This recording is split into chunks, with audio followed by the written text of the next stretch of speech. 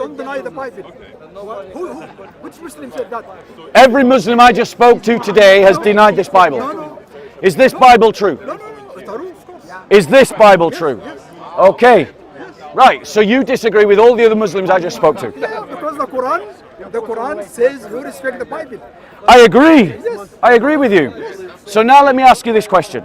You've said that this Bible is true. Right, I want to ask you a question then. Yeah. No, he's making his own. Bro, if you want to jump in the conversation, jump in. But don't interrupt from the sidelines. No, let me follow the discussion. Thank you. Come forward, sir. Come forward. So let me, I want to ask you a question. These are the words of Jesus. And he says this. Says, "Behold, I am coming quickly, and my reward is with me, to render to every man according to what he has done. And I am the Alpha and the Omega, the first and the last, the beginning and the end." So here's my question. According to the Bible, who has the title first and last? We have a verse in the Quran that we believe in all prophets. Yep. We believe in all books. Yeah. We believe in all prophets. There are more books Yeah. than the Quran and the Bible and the Torah. So for every nation there is a prophet, and for every nation there is a book. Right? So we don't want to go into the details and differences of books, but we believe in the totality of them because all of them came from God. Okay. So we believe in the totality of them. Brilliant. If there are differences here and there, Uncle, now answer my question. yes. So my question was, I read from you a verse from the Bible that you said you believe in. So my question to you is this. According to the Bible, who has the title the first and the last? If Jesus said that, then he is Jesus. Brilliant. Right, We according agree. The Bible. according to So, one that's what second. I'm telling you. Wait 1 second. We don't want to go into the details. Yeah, we do want to go into the I details. believe in the totality of the books. I Right. believe in Jesus. Right. I believe in Buddha. Yeah. I believe in all the prophets.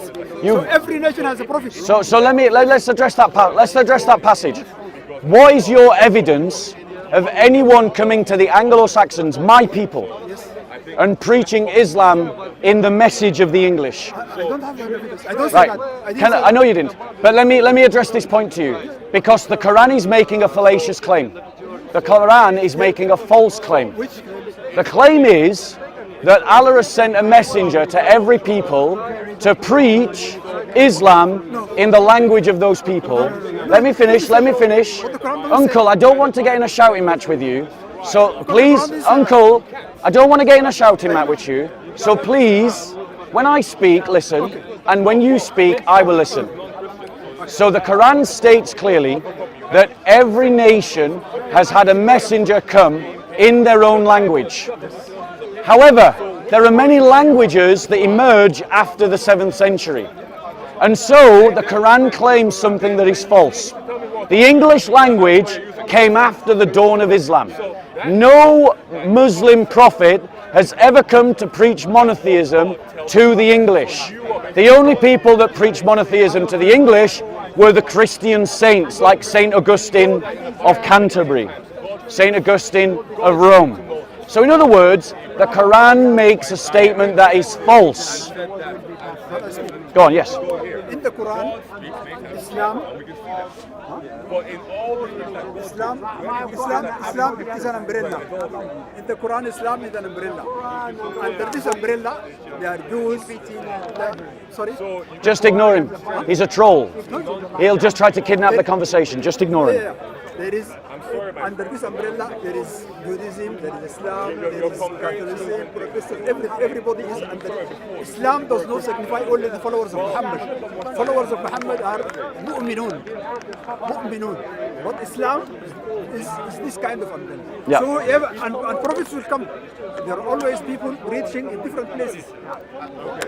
Chinese had a prophet. Right, can I reply? Japanese had a prophet. Can I reply? Indians have a prophet. Can I reply? Because if we are saying, I'll debate you in a second. Control yourself. So if you're going to say that the Quranic statement is true, that there's been Muslim messengers going to every nation in their own language, let me finish, Uncle. Right? we should expect to see some kind of evidence of that truth. But the fact is, we see no evidence of that claim. The only person ever that is evidence to preach Islam is Muhammad. So it's simply a false statement of the Quran. And if you're going to make a claim as the Quran does, the onus is on you to provide the evidence to the claim. If you have no evidence, you can't. The Quran stands. Where is Ethiopia? Sorry? Doesn't need religion. That the Quran says every nation has received a prophet in their own tongue. Yeah, I'll show you. Not Muhammad, not. Yeah, I'll show you. Yeah, because you were the first one to state that. You brought this into the argument. So you must know it's there then. No, not Muhammad. No, I didn't say Muhammad. Where you go? From the verse prophet in the deen and Allah al-Islam. From where you go? When you tell him everything, I believe in this. Al-Islam is in the deen and Allah al-Islam. What does it mean? What is Islam? No, explain it. In the deen, what's the deen? What does it mean? Right, since you've jumped into this conversation, where is your evidence that Muhammad, where is your evidence that there were prophets of Islam in other nations? Where is your evidence? Where is your evidence? Where is your evidence? Where is your evidence? Where is your evidence? Where is your evidence? Where is your evidence? Where is your evidence that there were Muslims? Where is your evidence that there were Muslim prophets who went to other nations to teach Islam? Can you give me a simple evidence of all the different nations that were around before Islam? Can you point to any evidence at all that anyone taught Islam before Muhammad? You can't, can you? You can't. You can't. Okay, Uncle, enjoy your conversation with him. Take care. Bye bye. So, welcome back, Bo. how we doing, JC? Sporting a new haircut. Yep, sporting a new haircut. So yeah, Bo. So, ladies and gentlemen, so we've raised a voice. We've raised a voice for persecuted Christians in Pakistan. Just as predictable, we saw a whole bunch of Muslims being triggered by that and wanting to change the topic, wanting to whitewash, wanting to obfuscate about the persecution of Christians in the Muslim world. And we refused to jump through their hoops, just like all of you should refuse to jump through the hoops of those who want to talk about anything other than the persecuted church when you raise the topic of the persecuted church. Don't budge an inch, don't give your ground.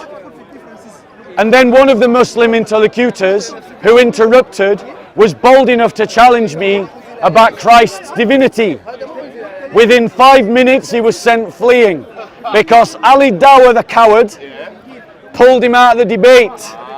Because for 6 years I've been kicking the ass of every Muslim speaker on the topic of the Bible's teaching about Christ's divinity. And that's why they always run. And ladies and gentlemen, we've seen that Muslims demand of Christians criterions of evidence that they themselves cannot provide. They demand of us to show them in these words X. But when we say to them, show me in these words X, suddenly that criteria is not sufficient and we shouldn't apply it. So it shows that Muslims are working to a double standard, and you should not give them an inch on that line of logic, ladies and gentlemen. And as you can see, Muslims like this one interrupt conversations because they're afraid of debate, and when you challenge them to debate, they simply run away. Why? Because Christians like myself have been kicking the ass of the Dawah team for 6 years. JC, you think 7, I think it's 6. 6 years, ladies and gentlemen, in this park. Don't go to a Muslim to learn about Christianity. Come to a Christian to learn about Christianity, ladies and gentlemen. God bless. Okay. No, I'm sorry. Why don't you look for the Our conversation is over because we were talking. Why don't you- Our conversation is over. I'm not interested in talking anymore because when we were talking, you very rudely started talking to him and you ignored me. So now I'm not interested in talking to you. Have a good day.